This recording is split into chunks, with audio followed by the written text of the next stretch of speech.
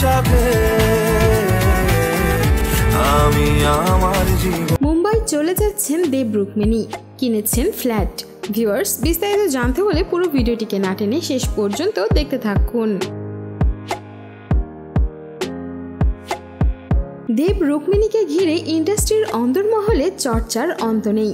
বিগত এক দশক ধরে একাধিকবার তাদের সম্পর্কের দুষ্টু মিষ্টি মুহূর্তের সাক্ষী থেকেছেন বহু শিরোনাম। তবে সম্প্রতি নিন্দুকরা দাবি করেছিলেন সুপারস্টার এই জুটির সম্পর্কে নাকি ফাটল ধরেছে।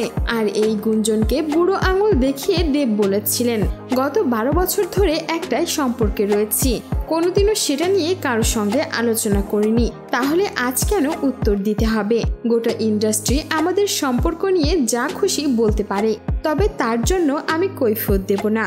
শুধু তাই নয়, পাশাপাশি আরেকটি বোমা ফাটিয়েছিলেন টলিউড সুপারস্টার। জানিয়েছিলেন রুক্মিণী মৈত্রীর সঙ্গে তিনিও এবার মুম্বাইতে শিফট করার চেষ্টা করছেন। মুম্বাইয়ে বেড়ে ওঠা দেবের, সেখান থেকে গ্ল্যামার দুনিয়ায় হাতছানি। এবার কি বলিউডে ডাক পেলেন নাকি? দেবের মন্তব্য, প্ল্যান করছি মুম্বাইতে একটা ফ্ল্যাট কেনার, কারণ ওখান থেকেই অনেক অফার আসছে। মাসে অন্তত 10 দিন ওখানে গিয়ে থাকবো।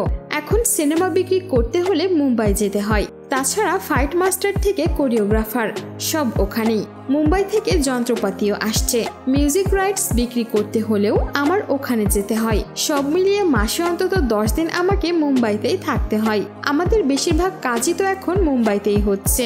যেমন রঘু ডাকাত ছবিটা ডাবলি অ্যাটমস করতে হলেও আমাকে ওইখানেই থাকতে হবে তখন। তাছাড়া কালার কারেকশনের জন্য ওইখানেই আমাকে কাজ করতে হবে। আমাদের প্রজাপতি 2 ছবির মিউজিক রিমিক্সের কাজটাও জিৎ গঙ্গোপাধ্যায় মুম্বাইতেই করেছেন।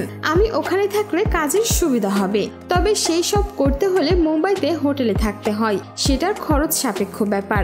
সেসবের জন্যই মুম্বাইতে ফ্ল্যাট কেনার চেষ্টা করছি। সম্প্রতি এক ম্যাগাজিনের সাক্ষাৎকারে খোলাখুলি এই বিষয়ে কথা বলেছেন দেব। শুধু তাই নয়, প্রেমিকা রুক্মিণীর ক্যারিয়ার নিয়েও মনের কথা জানিয়ে দিয়েছেন এই অভিনেতা। সো ভিউয়ার্স, এই ছিল আমাদের আজকের ভিডিও। আর দেব রুক্মিণী যে মুম্বাইতে শিফট হচ্ছেন একসঙ্গে, সেই বিষয়ে আপনার কোনো মন্তব্য থাকলে জানাতে পারেন আমাদের কমেন্ট বক্সে। আর এমনই লেটেস্ট আপডেট পেতে আমাদের এই চ্যানেলটিকে সাবস্ক্রাইব করে ফেলুন। ধন্যবাদ।